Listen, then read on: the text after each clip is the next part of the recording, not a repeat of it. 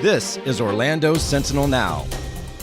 Hello, it's Thursday, December 9th. Rich Pope here with Ryan Gillespie and Patrick Connolly, and today we're going to be touching on the Winter Park Library, ready for its debut. Also, we're going to go to Florida Fresh Air, the Flat Island Preserve. We'll find out about that one, but we're going to start here with Ryan. So, Ryan, not exactly a nice, smooth road to get to the Winter Park Library, the new one right now, but it's getting ready to open up on Saturday. What's going on? Yeah, Rich, we have been talking about this library since like 2015, but if you haven't been through Winter Park lately, it's built, it's ready to be open. People can check it out for the first time on Saturday. It's something like a $42 million library and event center. But quite honestly, as somebody who doesn't spend much time in a library, it's going to be hard to go into other libraries moving forward. It's quite the sight to see. It's an architectural masterpiece by a famous architect, and with technology that I didn't even know existed in the library. So it's pretty cool.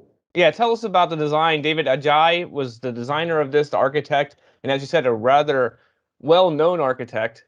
But it seemed like the design to be from the get-go wasn't exactly always welcomed. He was brought onto the project a couple of years ago. His style is he likes to do these kind of like civic buildings that people use. He does a lot of museums. His most recent American project that people know is on the National Mall, the African American History Museum there, which he certainly got his unique style, and I can't even really begin to explain it because I am not an architect, but it's floor to ceiling glass all around the perimeter of this. You can always see out into Winter Park and out over Martin Luther King Jr. Park. It's kind of sloped at these angles. The shape of the building kind of plays well with creating shade and things like that. So despite it being a glass building, it stays pretty cool. And there's an event center next door with a massive ballroom. It's got a rooftop terrace. The library itself is only slightly bigger than the old one in terms of raw square footage, but in terms of usable square feet, it's significantly larger. The director of the library told me that, in their old building that was 40 some odd years old, that they had so many limitations to things they could offer to the public, and it's hard to come up with any in this new building. They have a speed of internet that I did not know existed, Rich. They have 10G internet. Oh, man. So yeah, It sounds like we need that one for this to get the show out much quicker. Yeah, they also have a recording studio there, so we could just record over there if you want. Yeah, well, tell us about this idea behind the library. It's not exactly just a library. The thought is that it's a meeting space, and as you mentioned, there's a lot of like places where people can gather. But that was the idea behind this from the get-go, that it wasn't just a place where people would go to say study and do books and leave. This would be a place where people would actually go. Right. Yeah. So if you walk into kind of the main doors of the library, they don't have like your typical circulation desk, maybe that you might see with a librarian there to help you or whatever. It's kind of more like an Apple Store setup. They're expecting their staff to kind of circulate around. The old library had no true like study rooms and things like that. This one has about 10. They all have big TVs and giant whiteboards, and they're spacious and things like that. The other library had something like 8 computers that the public can use, and they were scattered all about the building. They've got a computer lab with 15 on its own, so they can teach, computer literacy in classes and coding and all kinds of stuff like that. They have like every piece of technology you could imagine. There's like 3D printers and I'm trying to think. You can get your business cards made there. You can do all kinds of stuff at this library, Rich. It's wild. They kept showing me stuff, and it's just never things that I would have imagined in a library. But yeah, you can rent laptops. You can do all kinds of stuff.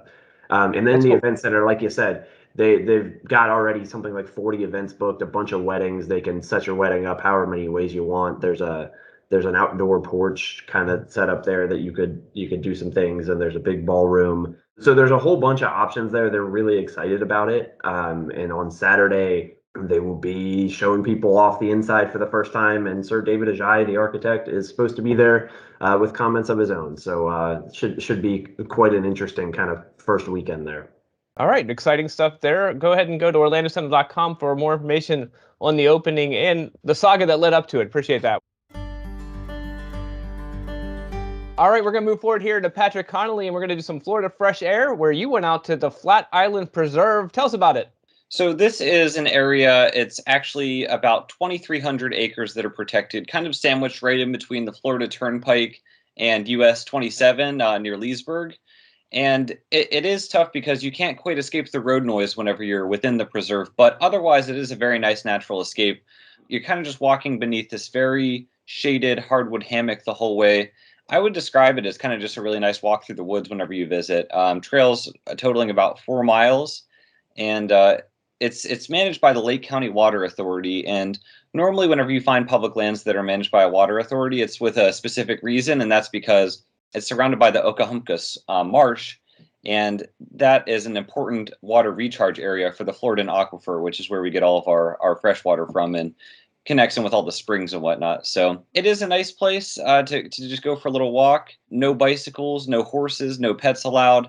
But, for humans traveling on foot, it's just a really nice kind of serene place to visit. And there's a primitive campsite there as well, so you could camp as well.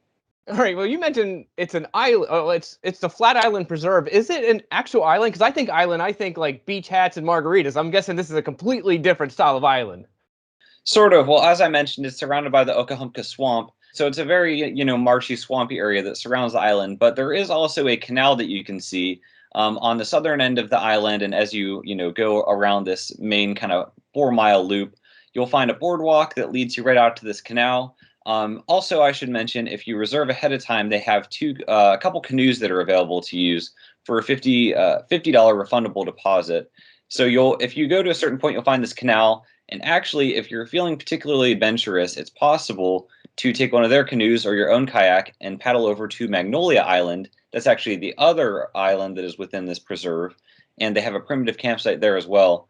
If you were ever to do that, of course, you got to get your permit for camping ahead of time. And it's primitive, you got to carry in your water and stuff, but that would be an option available to people who want that little extra dose of adventure. Interesting. So as far as packing for this, how should people pack? Is it one of those things where you're there most of the day, or is it pretty easy to come and go? I would say my hike, which spanned, almost 4 miles on the main loop, it took me probably about an hour and a half, might take others, 2 or 3 hours, that is. And I would say definitely bring your bug spray. I found, we are getting into the cooler weather, Florida fall, as I like to call it. And, that is helping with some of the bugs. However, I found that when I had to keep moving, otherwise, the mosquitoes were biting my legs. So wear long pants and long sleeves or bug spray or both, so you don't become a snack for mosquitoes. Just other things to know, it's open sunrise to sunset. There are restrooms at the trailhead, which is kind of a nice amenity because a lot of other similar places do not have those. I didn't spot a water fountain or whatever, though, so you may want to pack in your water and snacks, anything you need to that effect. All right. Well, good stuff there from Patrick Connolly. Go to OrlandoSentinel.com and read about it, and also past features from Florida Fresh Air. All right, we're going to move forward here for one more thing. The weather report brought to you by Premier Sotheby's International Realty. For today, temps will be mild and pleasant with a high of 77 and a low of 67. Partly cloudy skies throughout the day. That high of 77 expected around 4 p.m. Sunset will be at 5:29 p.m., setting up for temperatures in the low 70s throughout the early evening hours. Looking ahead, fog in the forecast for Friday and Saturday, and a touch warmer Friday, a high of 80 and a low of 64. On Saturday, that high will reach 82 and a low of 64. Sunday, a chance for rain showers increases with a high of 73 and a low of 64. But for today, should be pleasant for all those holiday outing and events taking place. All right, well, there you go. We're going to call it quits for today. Appreciate you being with us. Also want to point out, become a subscriber. Go to OrlandoSentinel.com/subscribe and go ahead and support our work. We always do appreciate that, but we're going to go ahead and call it quits. Until next time, I'm Rich, Patrick, and Ryan. Everyone have a great day. We'll see you soon. Watch Orlando Sentinel Now live every weekday at noon on our Facebook page and on OrlandoSentinel.com.